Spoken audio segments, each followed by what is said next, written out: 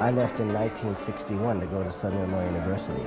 Actually, I was a political science major, and I had a course in Chinese politics, and it was across the 60s, so the Chinese were the bad guys and the communists. And the fellow who I took the course from became ill, and so they had a substitute, and the substitute teacher was a real ideologue. You know, it was the communists were the bad and the Chinese were the worst, and there was no substance to the course. It was propaganda. And one day I stood up in the class and I said, you know what? You really don't know anything. And I walked out of the course and I walked across the street to the art department and I said, I want to be an artist. And they said, okay.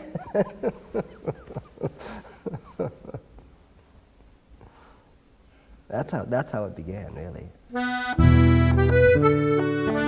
live in the south of France, between Avignon and Marseille, in an area called Les Alpilles. It's real country. Grew up in the East Province. Racine, as they say in French, is Cape Verdean, from the Cape Verde Islands. My family on my mother's side has been there almost 130, 140 years. And my father arrived in just after World War I. Oi, luz que ilumina caminho, estrela de meu pensamento, tempo sempre na minha alma. Oi, eu sou cretiano. This is my dad's visa to come to America, right there.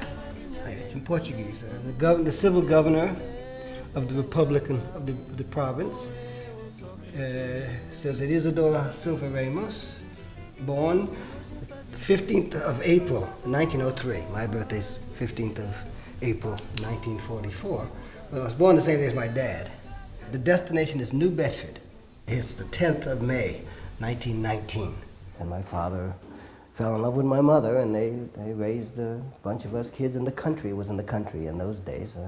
It was blueberry fields and picking mulberries and getting your face all purple and your knees all dirty and playing hockey in front of the house in the summer. A nice country life. Voila. I've always had a knack for the creative, I guess.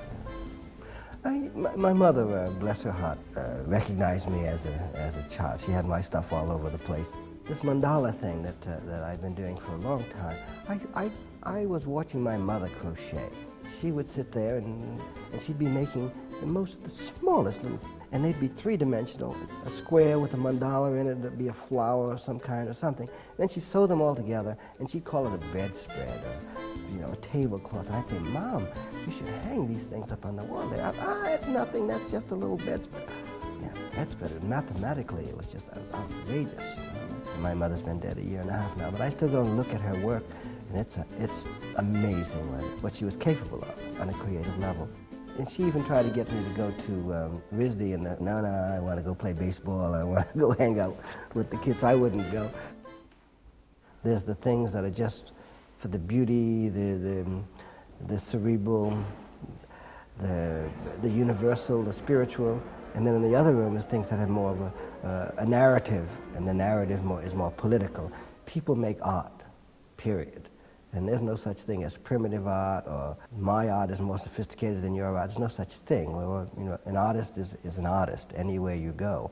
And I think that the background of why you do these things are basically the same. And when I saw those contemporary Aborigine painters, when I went to the Quai Branly in Paris about 2 years ago, I was absolutely knocked out by what they were doing, and they've been doing it for 50,000 years. And so that's how I came to do those pieces there. This one behind me is about music. This is Miles Davis, and I did these for the Jazz Museum in Kansas City, and it's from a whole series. There were about 50 paintings. Duke Ellington, Miles Davis, Bessie Smith, and so on. And then another museum at the same time had about another 50 paintings, and all of them with more of a political message, a narrative. I was in a university and I got drafted, but I had refused the draft. I had been fighting the draft for some time. Went off to Canada. It was 1968. They had shot Martin Luther King, and I decided I'd come back to Rhode Island, to my hometown, and demonstrate about what I thought was wrong with the country and what was happening.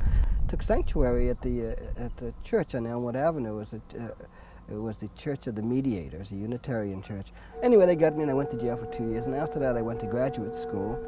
Anthony Ramos lives in the West Village now. He's a producer of technical TV documentaries. At the height of the Vietnam War, Ramos fled to Canada to avoid the draft, then returned to America deliberately to confront the government. He was tried and convicted and served 18 months as a draft evader. He's got his prison mugshot on the wall.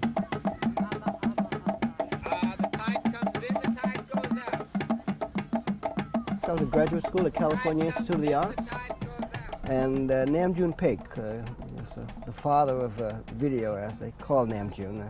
Nam June came into my studio at Cal Arts. I was Alan Capro's graduate assistant, and Alan was the founder of Happenings and Performance and all that.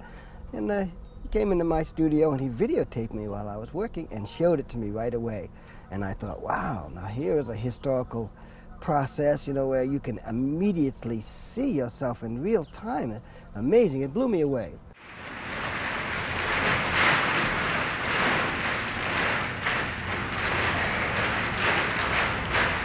When I got out of graduate school, ended up having a video studio in New York.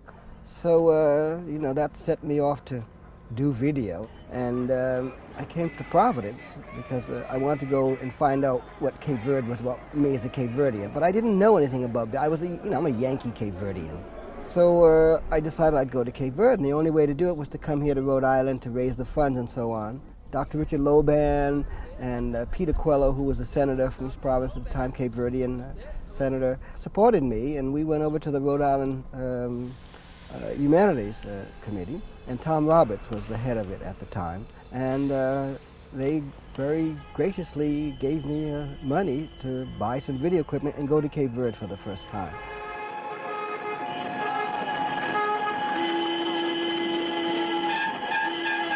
It got me to the Soviet Union, it got me to China, it got me to Sudan, it got me to Angola, Mozambique. It got me around the world, literally a couple of times. And when I finished all of that, I moved to France in the 80s.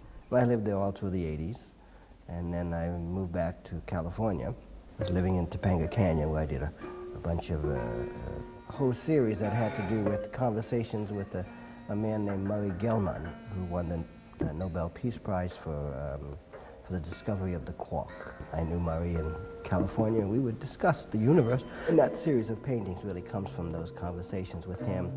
And this other fellow was Payson Stevens, who was a doctorate in oceanography at Scripps. And we would discuss the nature of the universe and nature of the planet and so on. And Payson was working for NASA, and he sent me photographs from outer space. And that's what the background of that painting is based upon those photographs. What they're talking about is a universal subject. It goes beyond just talking about what's happening right now, but it's the spiritual nature of things, the timelessness of things. My house is a 12th century house, and there's a castle ruin behind the house, so I walk up to the castle, touch my toes a few times, walk back down, and go into town and get the International Herald, read the International Herald over some tea, and then I start to work. It's all about the process for me. I really enjoy that, being in the studio, and after I've got the stretcher made and the canvas up there, and there's that blank surface, it's like entering into another world. It's a Zen thing, it's a Buddhist meditation thing. You're really into it. The mind is in such a place that the body and the physical surroundings that don't exist, and I like that feeling. I think that time and creativity are the only things that we really have. I don't watch TV, and I don't have a computer. My time is my time, and I devote it to what I do. And what I do is I paint. That's what the future is going to be, to continue painting, and whatever happens in future, we'll see. John Adams and Abigail Adams are of the early founders of the country, are my favorite people. They were really good people. They tried to do the best they could given the world they lived in. And John Adams, to paraphrase John Adams, he said, we're revolutionaries, so our children can be businessmen, so our grandchildren can be artists.